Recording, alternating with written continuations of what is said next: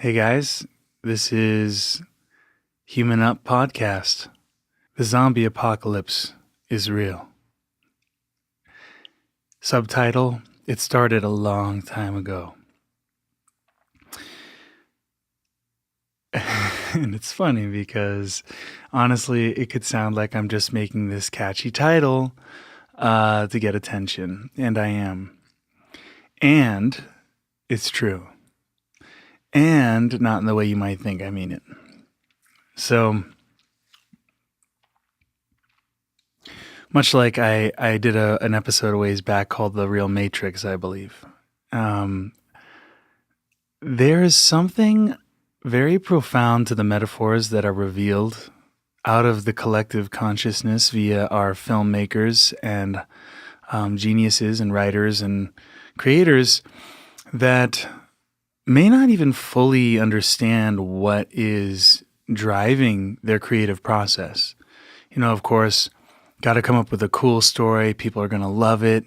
It's got to sell. It's got to speak to the zeitgeist, the spirit of the times and the mindset of the times. It's got to be, original and,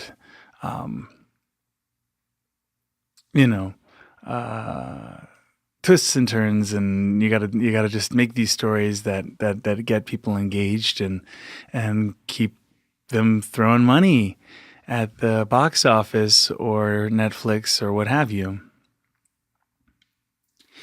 So that large in part is probably the primary guiding incentive of any typical filmmaker, writer, producer, on and on.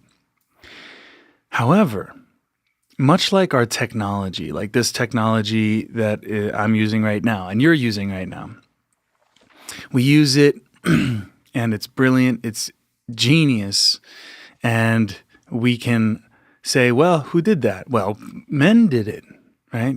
And women, of course. But I mean, mankind did it. And it really should be not just mankind, it should be womankind. How about woe mankind? Then you got both, like whoa man and a woe mankind. That's another episode. We'll go into that another time. But we created it. That's what we say. We did it. And so we take all the credit. Consciously or unconsciously, we say we did it or other people did it. But no doubt about it, humans did it. Humankind. Of course. This is HuMan Up.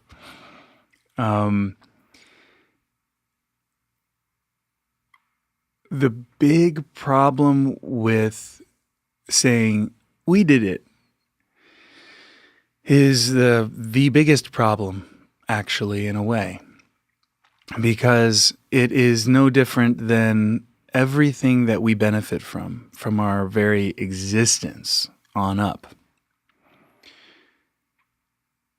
that we take credit for and then ignore the source of it. And the source of it is not to be some deity or symbol or name specifically, but what needs to be agreed upon, no matter who it is, theist, atheist, Christian, Muslim, Jew, Hindu, you name it. We all have to recognize that there's a common source. There has to be a common source to all of this. And we're not doing this. Yes, we are moving through the world in our bodies, but if we had the job of sustaining these bodies, like right now, if we were to break down all the processes happening in my body, your body, everybody's body, human and otherwise, we said, okay, no, I have to make sure that I breathe. I have to make sure that I keep on digesting. I got to make sure that I keep on regenerating every, on all levels of my body, and I have to be detoxing and, on and on and on. I'm just trying to pull out of thin air just some of the obvious ones, but we're not doing it.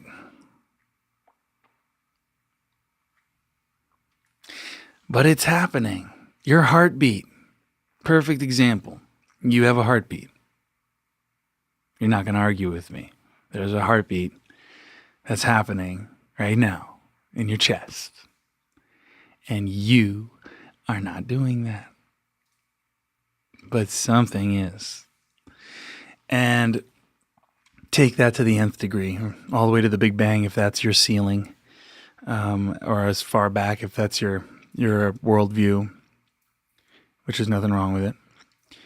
I mean, nothing any more wrong with it than any other worldview.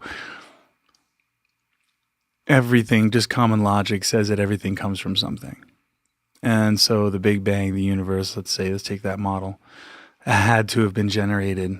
It had to come from something. What that something is, we may not be able to label in our normal ways, like God or the universe or whatever names we use, which automatically downsizes to an extreme degree what it actually is. And I think that's where the battles are in terms of the names of God or no God or whatever. It's so much about any name that is given to it is going to be a downsizing. It's going to be way too tiny of a container. It's all the names and more times infinity. So how do you can't say, oh, we all have to believe in God, or we all have to believe in Yahweh, or we all have to believe in Brahman. It's like, is it not obvious that all these names are different cultures, different languages, ways of trying to name and recognize we didn't create ourselves, okay? We wouldn't be able to do this little movement with the finger. If you're listening and not watching, I'm just moving my little index finger. We take these things for granted on such a deep level. I mean, to say take them for granted is even giving us too much credit. There's not even anything we're taking for granted. We're just moving and doing and using. And it's in that space that we've been in for a very long time. The two themes are converging effortlessly here, which is my opening title, The Zombie Apocalypse Israel. But also this theme about the movies and the technology that allows us to bring it through. And and much like our technology is coming through and we seem to be directing it and telling it what to do, we could not do any of it if it weren't for the inherent means. Just to take a really basic one, like a light switch wouldn't work. You flip the switch, it connects a circuit, makes the light go on, in the most basic layman of terms. But that technology would not work if it weren't for the inherent connectivity, the ability of electrons, let's say, to travel through a medium and jump. And this is where it can get really juicy, and I invite you into the more heavy-duty trainings and seminars that my father and I do, because he's really absolute genius on this level in terms of understanding logistic and the way that we think, logic itself. And whether you like it or not, we're all using logic.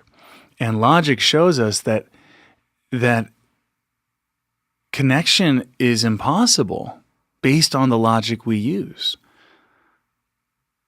Like, for example, just the idea of the atom, which is the smallest unit. And I know we've gone smaller than that, but I'm just saying, like, the smallest building blocks. Let's just say the atom right now, for argument's sake, is a thing. It's an object. It's separate, just by the nature of the way we think about it. So how in the world do you suppose that, two hydrogens fuse with an oxygen to make water, if there wasn't something deeper than the objects named? And so this is a great example of, like, we can describe it. We can say, yeah, H2O, two hydrogens and an oxygen atoms come together to make a water molecule. Wow, isn't that amazing? Cool. Now, how can we use it? And how can we, replicate it? And how can we blah, blah, blah. But if you think about it, we're we're missing the main thing that's right there, which is how the heck are 2, 3, in this case, separate items going to connect at all if they're separate items?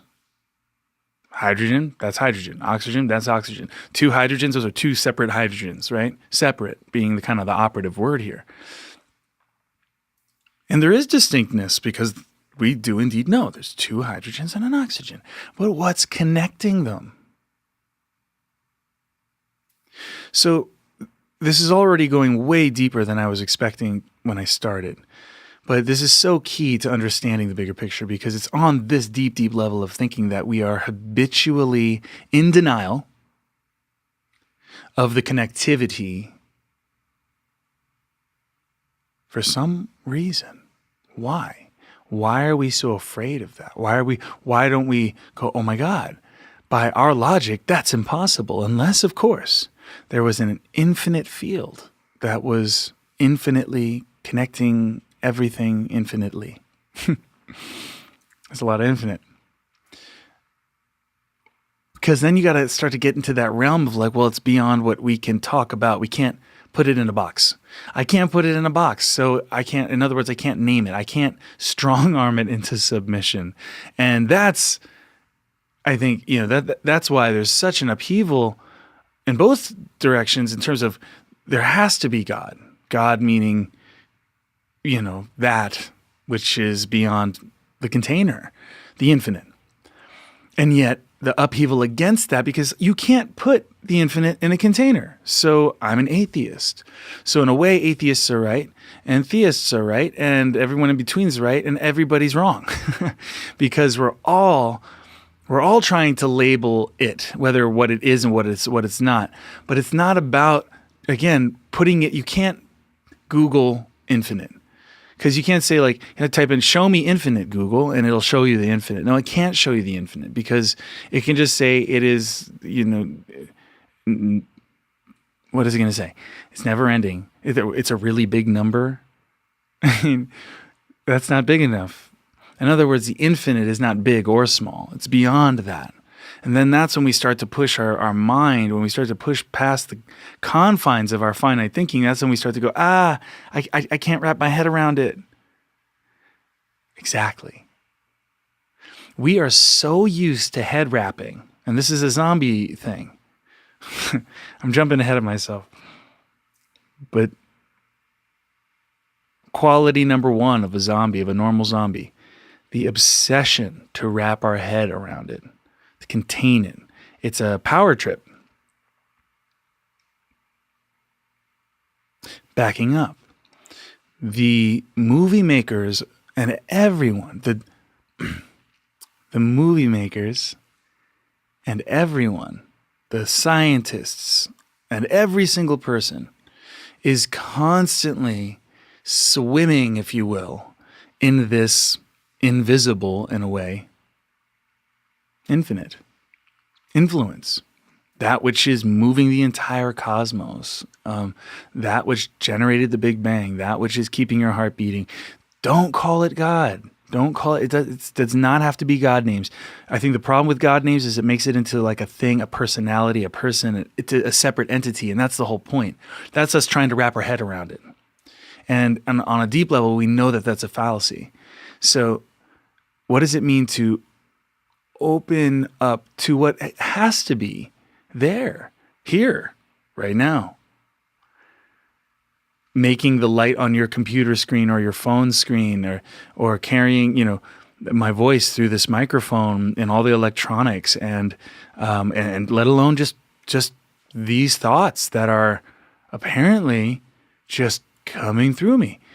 Not that I don't have anything to do. I'm not saying I'm like a channeler or anything, but I'm not planning what I'm saying, and it's just coming through. How is this possible without there being some unfathomable source from which it all comes? If you look at human evolution too, and you look back on even more barbaric times. I wasn't going to say barbaric times as though it's not barbaric now, because honestly, that's my whole point here. It's still very barbaric, but we're kind of used to it. That said, it's getting better. What's getting better? Well, to take some obvious things, it's not it's not like all out. I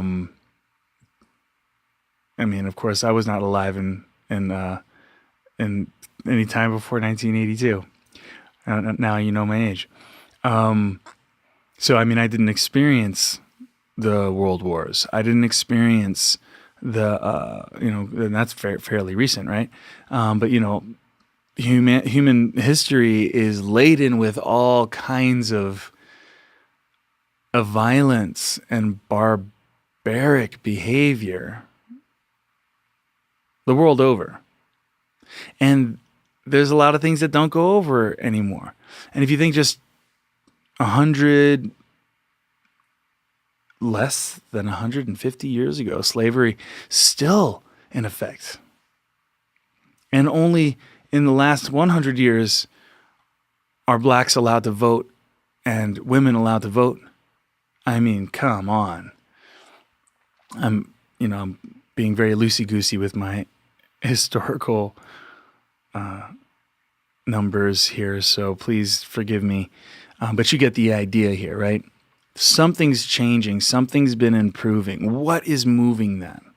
Why is it right that equality, for example, becomes enforced and protected as sacred? What's guiding us? Could that be built into the very infinite source, which is sustaining us and holding us at all times, whether we want to admit it or not? Could there be a guiding principle here? And of course there is. And under that guiding principle, could our pop culture and media and technology and all that's going on and that we think we're doing just on our own, could it be guided? Could messages be coming through?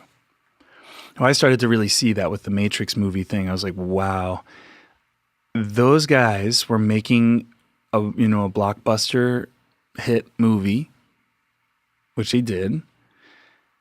And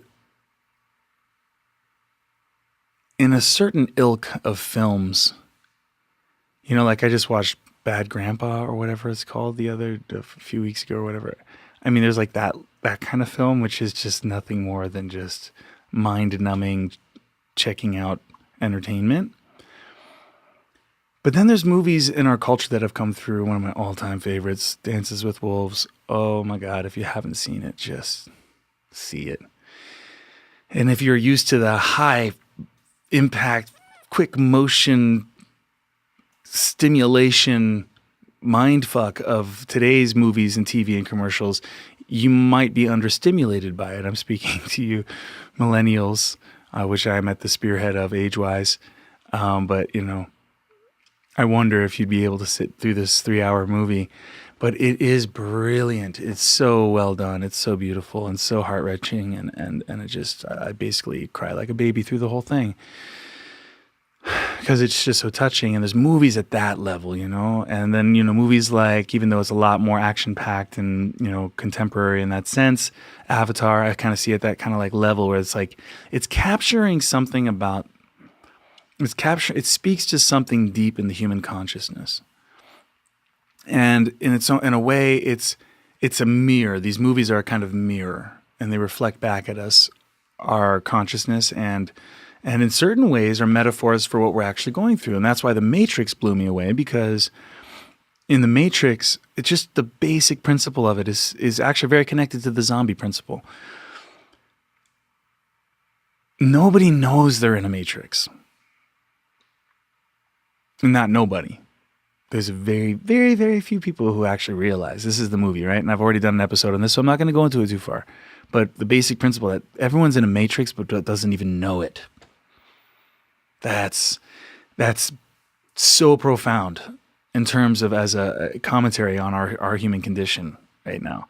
And the theme of the computer takeover, which is echoed in a lot of movies like Terminator and blah, blah, blah, and all these different films that talk about the computer takeover. And that's another deep symbol here. But focusing on the zombie theme, the zombie was a person normal person, just like you and me, who got exposed to the virus, and that virus slowly took over until any semblance of the person is gone, and basically the body is just a vehicle for the virus.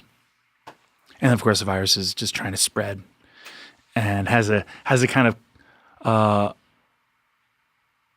what's the word I'm looking for? Collective mind, not unlike say a colony of ants, are all individual ants, but they move as one intelligence, as does every species, and every group is going to have a collective consciousness. That's speaking to that kind of invisible connectivity that I'm speaking of. And right now, I'm demonstrating it right now, okay? Because if you think about it, what is really going on here? Why am I even doing this? Why are you even listening if you're still listening? Because there's something being transmitted through these mediums, right? So my mind is tapping into these ideas because of the built-in beautiful connectivity and technology of my mind and body. I can actually shape these thoughts into words and sounds. Whoa. Oh my God. And that goes through the air as vibrations and goes into the mic and shakes the diaphragm, and that turns into electrical impulses that are so acute and fine-tuned that it actually translates with very little distortion from my actual voice. Oh my God. And then through all these algorithms goes through an analog to digital conversion, which turns those analog electronic impulses, which are like waves, into ones and zeros and that resemble the waves. And then that can be translated in myriad ways. I put a compressor on it. I EQ it. I edit it. I package it in a podcast or a video or whatever, and boom. And because of the internet is there, which, of course, yeah, big deal, whatever. We got an internet where we should all be like, oh my God. It's amazing. It's all harnessing and tapping into the connectivity, the invisible connectivity. None of that chain that I described would work. Oh, and then it goes to your computer, and then it goes through your speakers or your headphones or whatever, into your ears, into your brain, and through all kinds of learned algorithms inside of you that can actually translate my voice because you speak the same language as me. And if you don't, and maybe this, has subtitles one day, oh my God, you can read the subtitles and get the vibrations from my voice along with the meaning written down. I mean, it is unbelievable what we're able to do and convey and tap into and share. And so we're all part of this collective web. This is part of it right now. And the dissemination of ideas, and not so much ideas as much as the place where the ideas come from. That's really what my ultimate goal here with you guys is not to give you information like a reporter. Nothing wrong with that. I'm just saying that's not what wisdom is about. Wisdom isn't about getting information. Wisdom is about tapping that field, that invisible field, the source. And that is what it means to be alive. And the virus that the zombie apocalypse movies are speaking to, they're playing it out, externalizing something very, very profound. And it's always like, oh yeah, it's fun, entertainment, it's scary. Oh my gosh, the zombies are after you. Don't be one of the ones that get bit. And all that drive. I don't even watch Confession Session. I haven't even watched Fear the Walking Dead, if that's what it's called. And my whole family does, and I don't go. So it's kind of funny that I'm even talking about it, because I don't enjoy the zombie movies, and but I nonetheless I see the profound metaphor that sits in these movies, and they've been playing out for many decades now. I mean, this is a deep-seated idea, just like the computer takeover. The idea of a zombie apocalypse. What is it basically is that there's a virus that's passing through all of humanity and doing what? Taking you from a normal person who's alive and well and has volition and agency of their own, to slowly deteriorating into a barely sustained decaying corpse that carries the virus, and okay, so that's a very, I'm searching for words today more than usual, but that's a very, very kind of dramatic and ridiculous kind of playing out of that. And most of us would be like, all right, what are the chances of that actually happening? Come on, right? And you'd be right. But it also depends on what framework you're in, because what do we have to compare our lives to now other than the lives we've just known? And what if, for argument's sake, we are all, in this bigger picture sense, we are all in a zombie-like state relative to our real, natural, healthy state?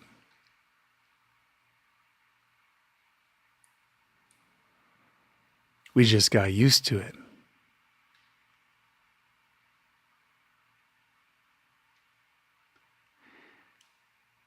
I suppose you could be offended by me saying that, but I'm hoping you're excited by it, because it means when we thought we've seen it all and we thought, well, I guess this is life, what if we haven't even barely begun to tap how amazing life is, how alive we can be, how, all these movies like Lucy, or what's that one with Bradley Cooper? Invincible? I forget, but it's much like Lucy, like she has that drug that releases in her, and she goes from the normal 10% human to this like super duper unbelievable, able to bend reality being, right? But she wasn't getting any new parts added to her. She was just activating the full capacity that was already there. Very profound lesson in that one too. And man, the name of that movie is going to drive me crazy. The Bradley Cooper one. It's a pill that he would take, and it would give him so much more intelligence and quickness and an ability to, calculate and move and everything at a superior level, right? Okay, so imagine, just go there with me. You can always go back to, nothing's crazy. But just follow me here, because what I'm suggesting is that we have been in the state that we are now. Imagine that we became zombies a very long time ago. Not zombies as in terms of decaying body like that, right? But relative to what we were, or maybe relative to what we can be or we're starting to be, let's say we had a serious fall. Not to go biblical with it, but maybe that's what the fall from grace was speaking to. What if there was a moment in time where we got a kind of virus, but not the virus like it's another biological, germ that we got, but something more, something even deeper, something even harder to detect. Like, think about when your computer gets a virus, like the malware comes in, and it's insidious and gets in and messes with the programs, and pretty soon your computer's crashing and everything's crashing. Imagine that on this level that I'm speaking, like literally, like right now. If we look at what it really all is, if you turn on the news, if you go anywhere, if you go to school, if you go to work, if you go, to meet your partner for dinner, whatever it is, what is the common theme through all of it? It's all communication. We're all communicating. Even before computers or any of this, anything, even before the telegram, we were still telegramming. Yeah, it wasn't using wires and electricity as a medium to carry it over great distances, or digital codes to make it more packageable and transmittable and all of that. But we have been co-creating our reality through language, communication, interaction, and through that a kind of evolution of that sophistication.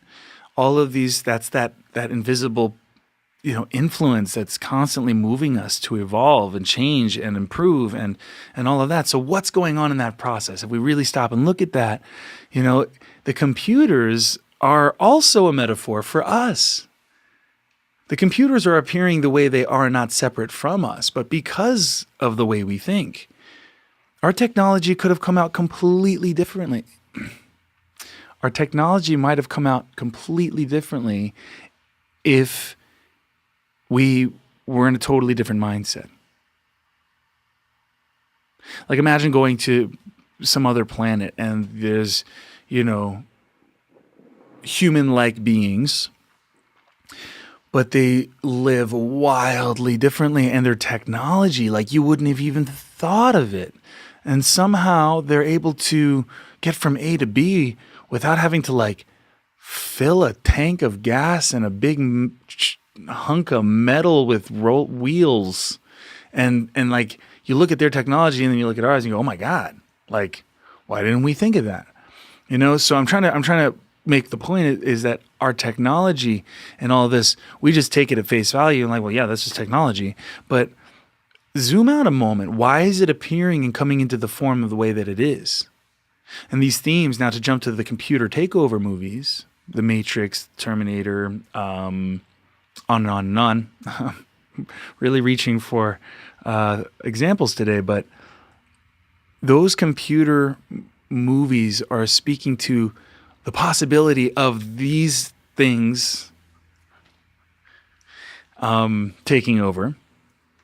But what I'm suggesting is it already took over. And now the computers are here. It's not that the computers took over. It's that computer logic took over a long time ago. And what if computer logic, that way of thinking, labeling, dividing, containing, wrapping our heads around it, is exactly what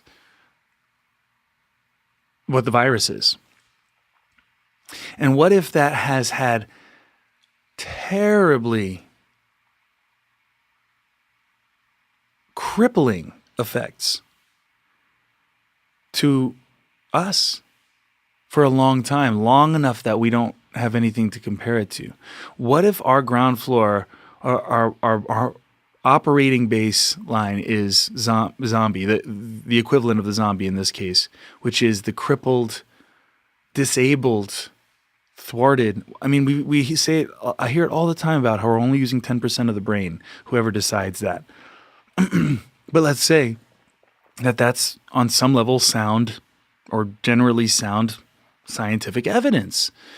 Well, what's up with that? Is that not affirming what I'm saying? And then we go well, maybe it was since everybody's only using 10%, and maybe that's just the way it is, we've got junk DNA, we just got DNA, we don't know what it does, so it's junk DNA because we can't figure it out, so it's junk. What if, I don't know who that guy is, what if it's not junk DNA? And what if we're not supposed to be stuck inside of a 10% ceiling to the mind and consciousness and brain? And what if there actually is something continuously entrapping us and enslaving us on that level, on the level of the consciousness? We can't go past a certain ceiling because why? Because we'd have to cross, when I was talking about the infinite earlier, and a simple one is just to visualize going to the edge of the universe. Like if they say that the universe is 13.8 billion years old or whatever they say, right? So it's this big. Let's say we can zoom up far enough to say that the universe is this big. Then the obvious question is, well, then what's around it?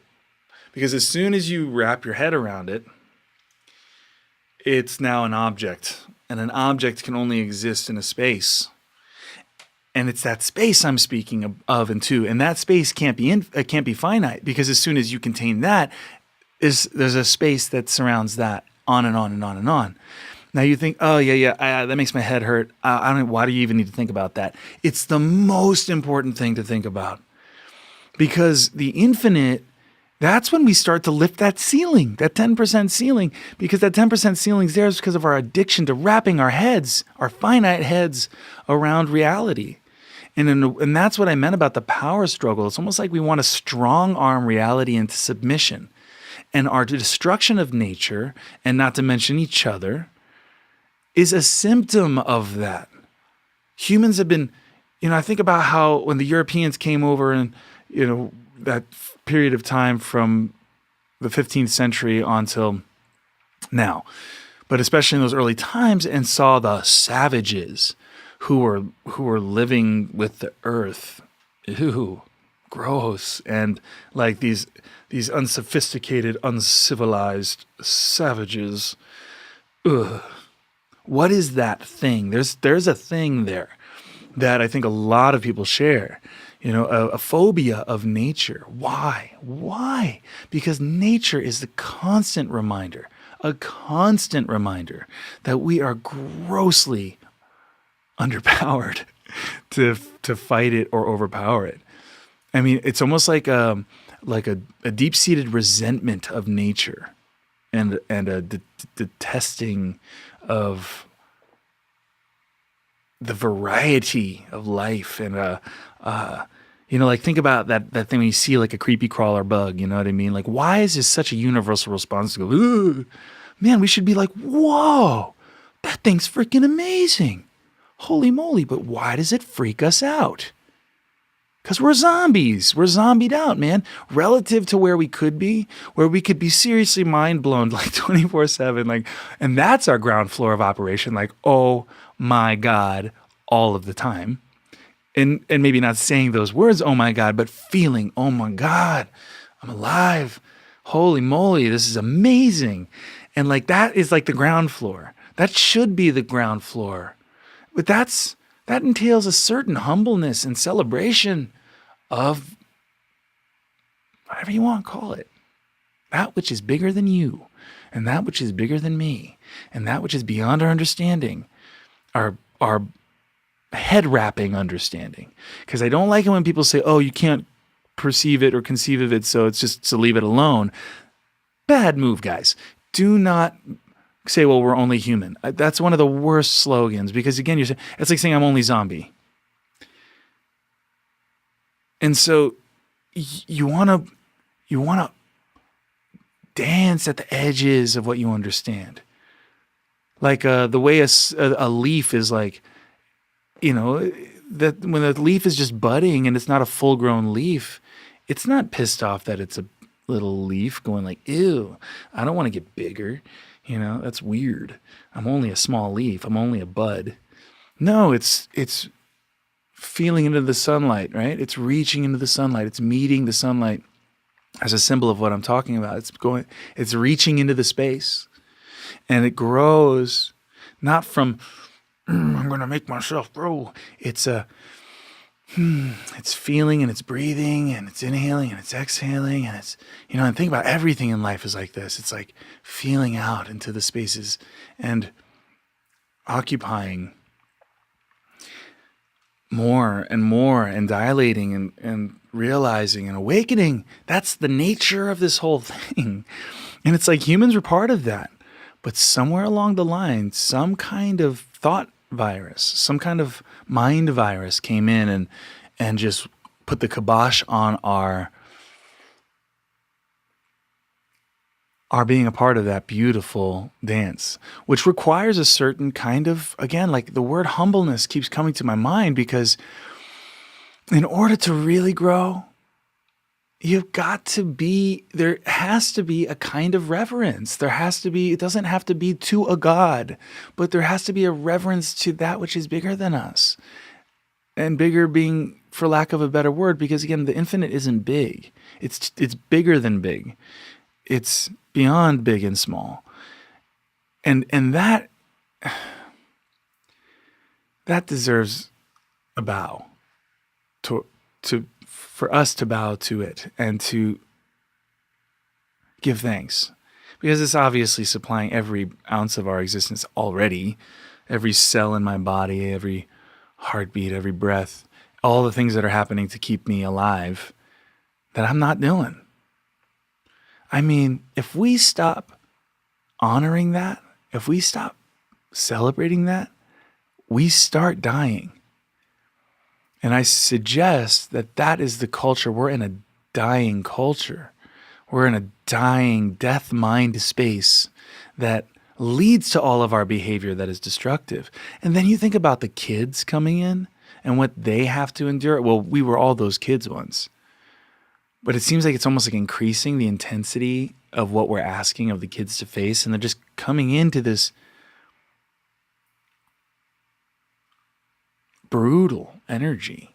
Even if it's normal, try to imagine it from a fresh, young, loving being perspective.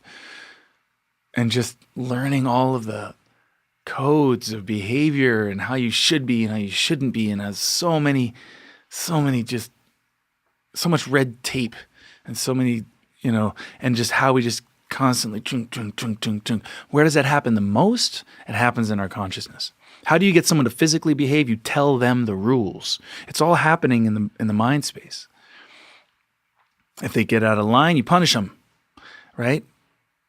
And this is how we teach each other. So is anybody really woke about what we're passing on, or are we just passing it on? And even though there may be an improvement from, say, grandma and grandpa's generation to my parents' generation to my generation, and there is a kind of evolution that's going on, could it be that it's still extremely labored and underneath the 10% ceiling? Could it be that accessing that beyond that 10% is not a matter of what the movies say and have to say, because how are we going to do it? Well, since your brain is just a thing, you need to put another thing in the thing to make the thing open up. So it has to be a drug, or it has to be a thing. What if it's not at all? What if it does not? In fact, what if it couldn't be a drug? What if no drug or no substance could do more than give you an episodic, wow, I'm seeing reality. And then what happens every time you have one of those experiences? You come back, don't you? And so, wow, that was great. But was it real? And we just kind of stay under that 10% ceiling, man. And that's what I'm saying is normal, but it's normalized zombiehood. And the apocalypse is already, why do we talk about the apocalypse like it's going to happen? Because that's just normalizing all the destruction that's already happening and happened. Not to mention, not just the obvious destruction, but the destruction of our joy, the destruction of our happiness, the normalizing of depression. The normal zombie is a standard, average, depressed, normally depressed human, which is, you don't call depressed because it's just average, right? So it's normal. Because there's nothing to compare it to. That's why I said we should be excited, because there is an answer to this. And I'm suggesting that you, me, everyone who's alive right now has an opportunity to become truly alive. And that you haven't seen everything under the sun already, but you've barely seen anything under the sun yet. We look at kids and the way they're like, everything, they're seeing it for the first time, actually. And they're just like, wow! Ah! You might even remember, I remember moments of being just like, whoa! Like, one of the best memories is driving to the airport to go to Seattle, because we went every summer from Philly to Seattle, and driving up to the Philadelphia airport, which now I go and I'm like, pollution, metal pollution, people, right? Mr. Grumperstein. But when I was a kid, I was just like, whoa! You see the tails of the airplane sticking out over the walls. It's like, we were like, oh my God. And then when we got on the airplane, it was like the coolest thing ever. And who's going to sit next to the window? And then we're like looking at the safety booklet, like totally into it. And I mean, if you, that's awesome. Like we look at kids like that, and we go like, oh, wish I could feel like that. And we're like, but that's life. Huh. We should just add a little asterisk there. Life, that's life, asterisk. Zombie life. Normalized zombie life. What we got used to. What we accepted as the end-all be-all of the only way it could unfold, the only way it could go. That's the entire asterisk.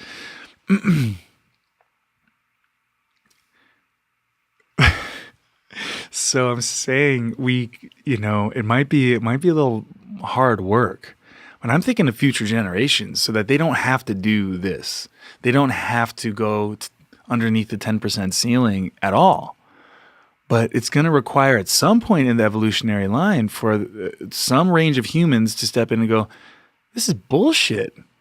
This isn't life, and be brave enough to say it. Even if some people get offended, and for all I know, you are getting offended. But I'm inviting you into that wide open space. And make no mistake, we're scared of it. My last relationship ended because she couldn't handle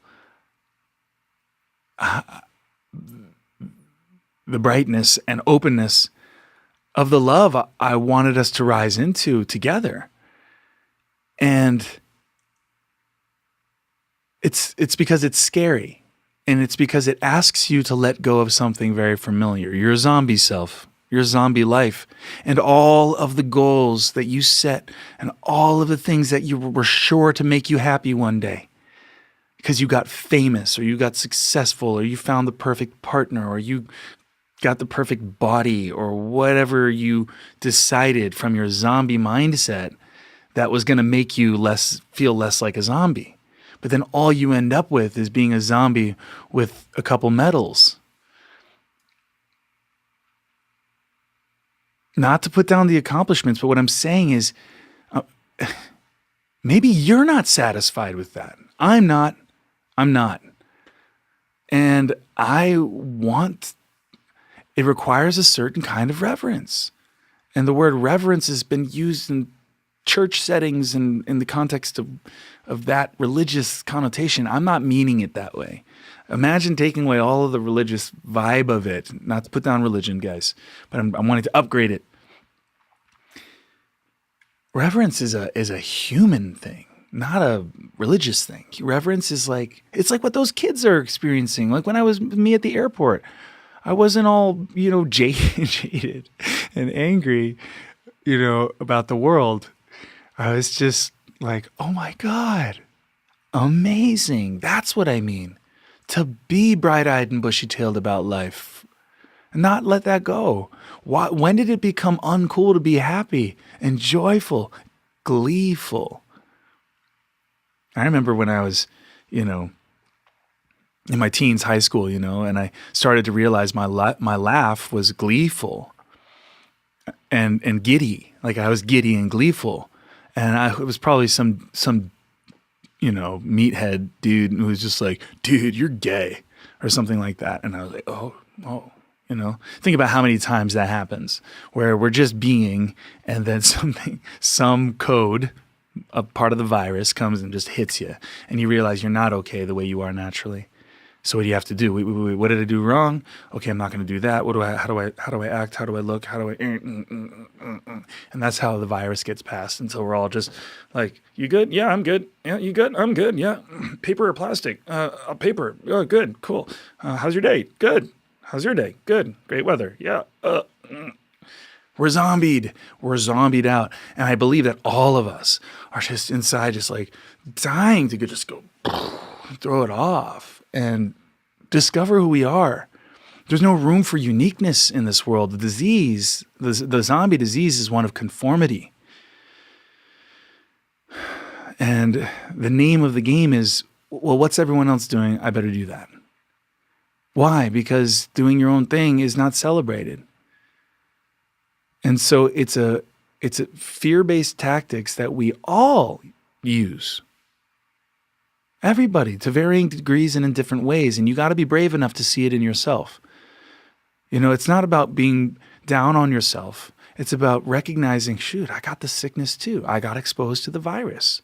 Don't feel bad about it. But what if you know that you can be the antidote as well? And that's what I'm saying. It's the antidote is not it's not sitting in some vial somewhere or waiting to happen in some technological advance or pill. It's right here, right now, in all of us, fully available. But we have to start to see, like, maybe if nothing else, if I leave you with nothing else, it's this. It's don't feel bad. You got the virus too. We all did.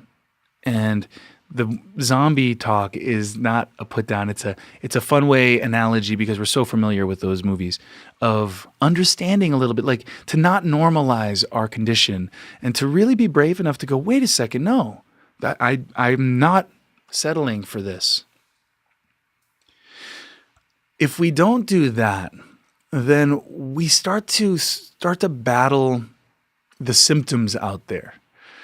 All the symptoms that you see in the world that you don't like, whether it's racism or sexism or destruction of the environment or child abuse or trafficking or whatever it might be, right? And or it's all of those, and it should be all of those because they're all aberrations. They're all generated because of zombie consciousness, normalized zombie human consciousness. So, but then here's the kicker, because you can try to start to go after those symptoms, and you're the equivalent of an ointment to a rash on your skin. You might make a difference. You might make that rash go away. But did you get to what was causing it deep inside? And so this is really good news because we've been exhausting ourselves out there in the field. And I'm not saying stop helping. We have to. If we don't continue putting out the fires, we will get enveloped. We're already enslaved to having to undo so much of the destruction. But we have to keep that going, right?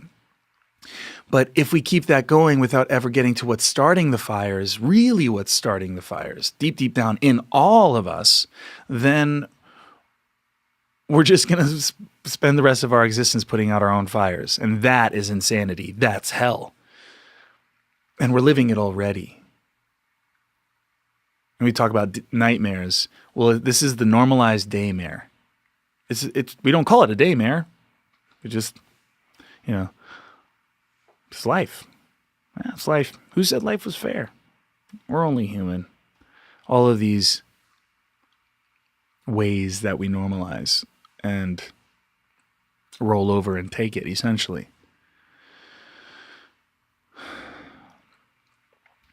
But when we start to recognize the practice, and there's many ways of saying it, but the undoing of our phobia of what we don't understand, a phobia of the infinite. Be brave enough to start to strip down those inner clothes, those walls, those ceilings, those barriers, and open up to what is actually reality in all of its glorious diversity and its glorious oneness. It's the only way we're going to actually come to a place of actual peace and harmony with each other and with nature and save our planet, because we actually have gotten to that point where it's like, wow, we are capable of destroying an entire planet and ourselves. But if we're actually going to get to the real deal, we've got to get to what's blocking us from that, because everything is already a harmonious flow. Humans are the first to have dislodged themselves from that natural flow. So I'm not saying we got to go, ditching our vehicles and buildings and go back to barefoot out in the woods. That's not what I'm saying. And you might do that. That might exactly be your cup of tea. I'm saying we don't have to. Again, it's not about moving the parts out there. It's not about changing the appearance level. It's not about changing the behavior as a way of doing it. Again, that's all zombie consciousness. It's a much more subtle and immediate and continuous 24/7 practice of presence, of perhaps you're not doing anything. Perhaps you just stop. Perhaps what if everybody just for a minute just paused and just stopped, went, and just dropped. Like the last one I was talking about, the last episode, stop, drop, roll. What if everybody just stopped, dropped, and rolled for a little while? And what if we practice that again and again? Just cease the frantic motion. Just cease the desperate trying to get there. Gotta get there. Gotta beat the whatever. I gotta beat the deadline. I gotta beat the competition. I gotta beat the worst case scenario. And all of these. And that's what leads to the, think about road rage. Road rage is like a place where it comes out.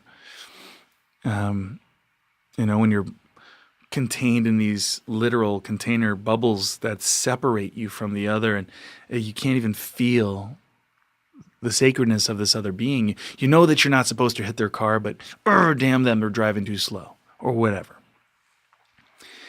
Think about all the ways it comes out, and and how used to it we are, and how we're exemplifying it for our children so they can just do it all over again. It's just not cool anymore. So each one of you listening to this right now, I want you to really look at yourself and take the whole planet off your plate. Know that it is simultaneously about the whole planet, and it's just about you right now. You can't stop trying to make the people around you act differently. Take that pressure off. That's a lot of weight to carry for a person. Just let everybody be. But for you, start to ask yourself, how are you feeding the virus?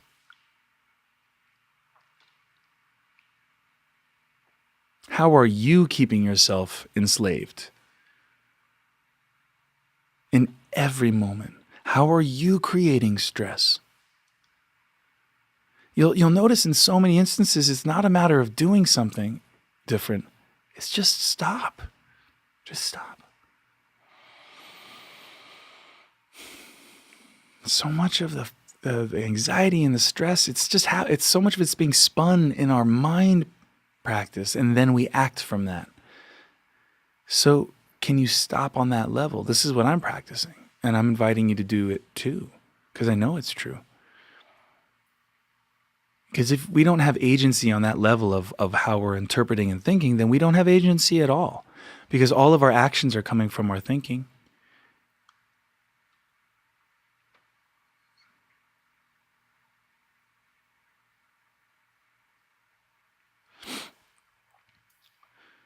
So maybe this is an antidote for the zombie virus.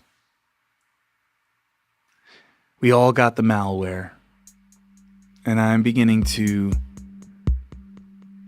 through painstaking years of work and research, distill it. And that's what these offerings are, these quote-unquote podcasts or videocasts or whatever they may be. This is me doing what I feel I can to, if nothing else, just present the possibility that there might be so much more, and that it's not a fairy tale, it's not a dream, but it's actually real, and it's right here all the time. And that we can, living the life we always wanted is not about having the means to go wherever you want and do whatever you want, because you can do all of that stuff as a zombie. But living the life you want is to not feel like a zombie anymore, to not be normally depressed and trying to convince yourself otherwise. In that sense, you'd have to be brave to have stuck with me this whole time, if you're really listening.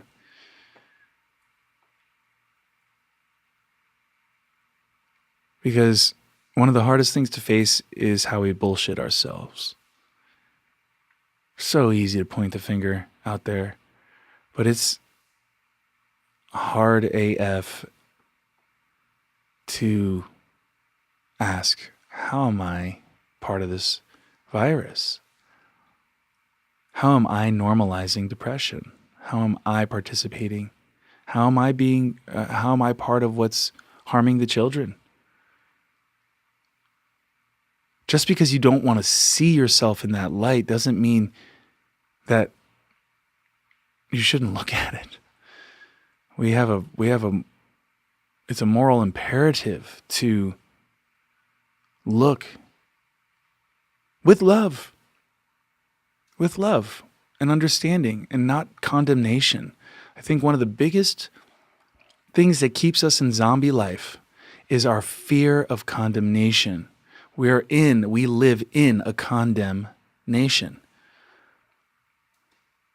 We live in fear of condemnation, and we co-create a condemnation, which is what? You definitely don't want to be one of the ones that steps out of line. Which line? Who's deciding the line? What's good? What's bad? Well, there are obvious bads. What do we do with them? Throw them into prison. Throw them into asylums. Put them away. Put them into retirement homes. We don't want to look at that. Let's just tuck away what we don't want to look at. And for the rest of you, you better tuck it away inside yourself. And put on the kind of appearance that the rest of us are going to accept. Well, where are the rules? Is it written down somewhere? No. Don't fuck up. And there's this deep, you can get used to that. You can go, oh, well, that's just life. Think about how many of us just accepted that was the name of the game long ago, like when we were kids. And we've just been so gradually introduced to it that we don't remember, that we don't have the contrast. It's too hard for us to remember what kids feel like. So we just look at the kids and we go, wonder what that's like. That's all the proof you need. Don't normalize it. That's where I'm going to leave this today. Do not normalize zombie life. Start to denormalize it. Start to call it out. Be brave enough. Don't point fingers. That's another scapegoat way of avoiding it in yourself. Just you. That's all I'm asking. Just look at you and how are you participating? And where can you opt out? Right now. And then right now. And then right now. Again and again and again. Nothing fancy here, guys. It's just staying vigilant. And that is the essence of being woke, is it not? So I hope this was enlightening for you. It was enlightening for me, just to let it pour through and discover along the way with you. So there's always more to come because it's infinite. So I do hope to catch you at the next episode. And here's to just discovering life for the very first time.